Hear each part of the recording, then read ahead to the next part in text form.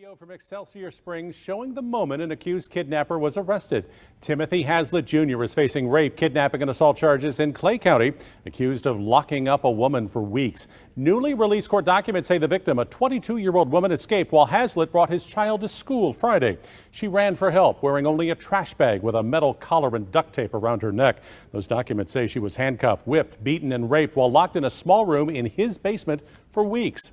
Hazlitt had his first day in court today in Liberty. Our cameras weren't allowed inside, but a judge entered a not guilty plea on his behalf, adding that Hazlitt would get a public defender. And tonight, we have exclusive video of that arrest. KMBC 9's Jackson Kurtz is live in Excelsior Springs. And Jackson, you talked to the man who made the 911 call leading to that arrest. We did, and he filmed that video just inside his home, just a couple doors down from when that arrest happened. You can still see outside the home, they still have that police line tape up and cage outside of the entire home.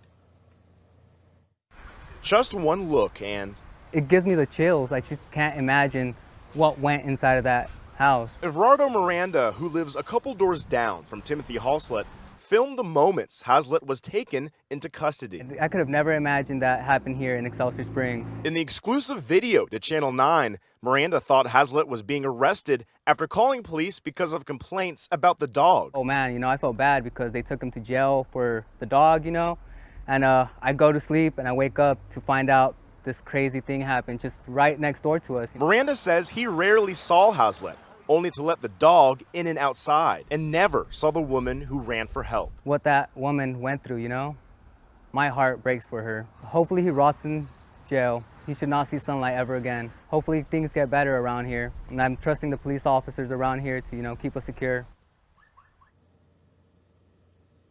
Still lots of neighbors and folks just driving by, still with lots of questions of what happened inside this home.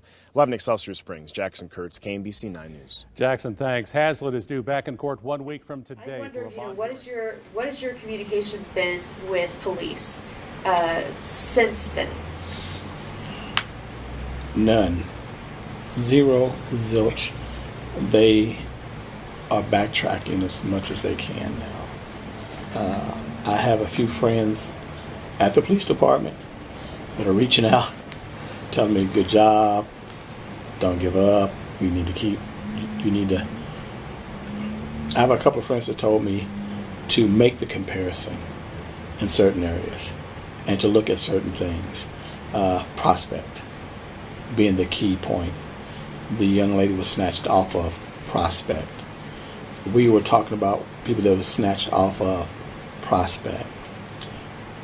At the same time point that this young lady was taken off of Prospect was the same time point we were looking for those young ladies, and she being one of them on Prospect that was taken from that area. So that was the easiest comparison that they told me to just keep following up on. No matter what anybody says, follow up in that area. They can't dispute that, no matter what. They tried to, so far, saying that there was never no missing women. There was all a hoax.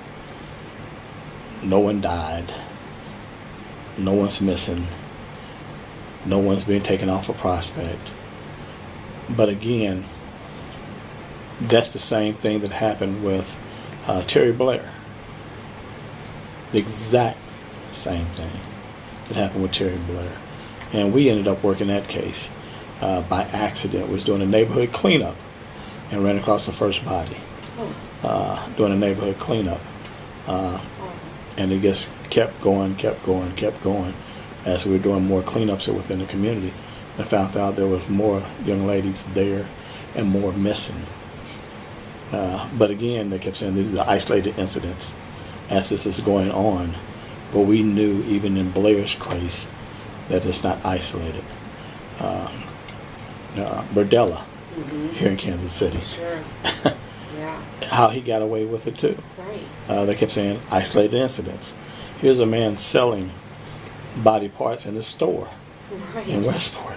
Yes. But it just in front of you, even. But you're pointing it out, and they're telling you no. Yeah, it becomes a troublesome thing, when you I guess when you're the black sheep of the town, because you do have a big mouth and you won't shut up, because things need to be brought to light, things need to be exposed, those hard conversations need to happen. I'm fearful for my grandkids.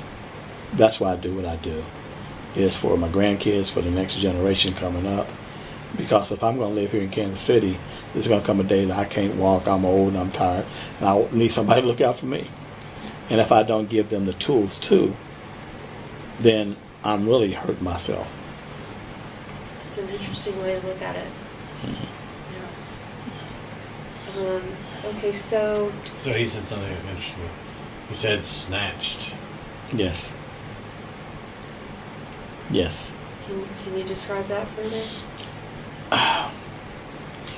We have the tendency in the community, law enforcement, the community, looking at a difference between, and I'm not saying this by a long shot, but we look at young ladies that work the streets at night, getting in the cars. They usually say, well, that's on them. They knew what they were getting into. But these are some young ladies that have been taken, literally, that do not work that industry, that are just out partying, having a good time, and are snatched off the streets by these individuals. It doesn't matter if they are working that industry or not. This is not something that they agreed upon. This is not something that somebody wants. They still need to be treated with dignity and respect. They are human. They have rights. No is no. It doesn't matter. I said this and I will say this until I have every breath out of my body. I don't care if you're married to someone and the wife says no, she has the right to say no. So if somebody is boyfriend, girlfriend, and they're using that a lot too now, as well as domestic, they agreed upon this.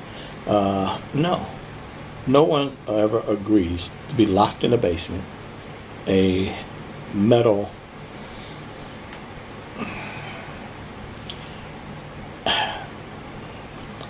dog collar, and I'm picturing this in my mind because I think about the slave collars around this young lady's neck with a padlock that no one's looking for because they're saying it's not happening. If she would have never got away, we wouldn't be here today. They would have just said, no, it doesn't exist. She doesn't exist. Knowing that she was snatched, taken off of Prospect, taken to Excelsior Springs.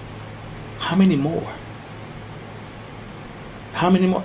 She made the statement her friends did not make it. That lets you know that there was more than her. But they're going to overlook that. Because right now they can't have that type of publicity in our city with football season, tourism, the World Cup. It's not good for the homeless. They're sweeping the homeless out.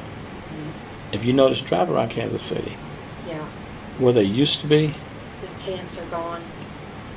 they just sent the city in, just took all their possessions, took everything, bulldozed down the camps, and they're gone.